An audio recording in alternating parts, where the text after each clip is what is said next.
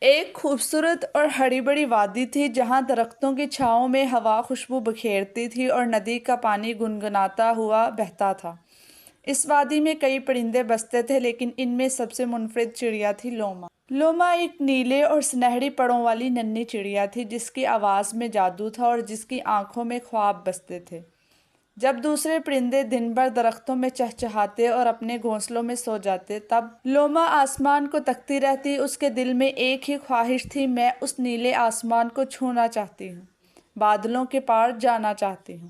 بزرگ پرندوں نے اسے سمجھایا، بیٹی ہم درختوں تک ہی ٹھیک ہیں، آسمان بہت دور ہے، وہاں جانا آسان نہیں، وہاں ہوا تیز ہے، سانس لینا مشکل ہے۔ لیکن لوما نے ان کی باتوں کو دل سے نہیں لگایا۔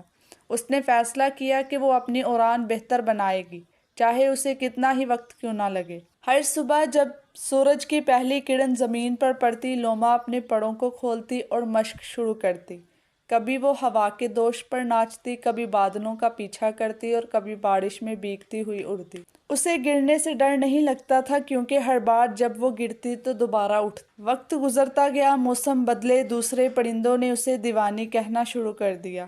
کب سمجھ آئے گی لوما کو، آسمان سب کے لیے نہیں۔ لیکن لوما کو پرواہ نہ تھی، اس کا یقین مضبوط تھا۔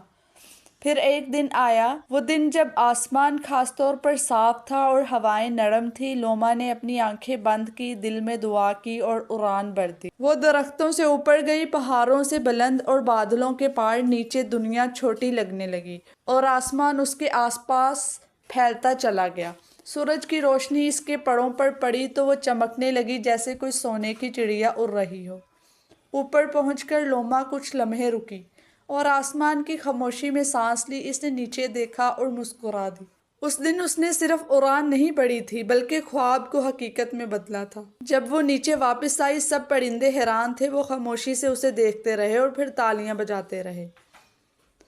ایک چھوٹی سی چڑیا، بڑے خواب اور مضبوط حوصلہ، یہی تھا لوما کی پہچان۔ اگر آپ کو ہماری ویڈیو پسند آئے تو لائک، شیئر، کمنٹ کیجیے اور ہمارے چینل کو سبسکرائب کیجیے۔ اللہ حافظ۔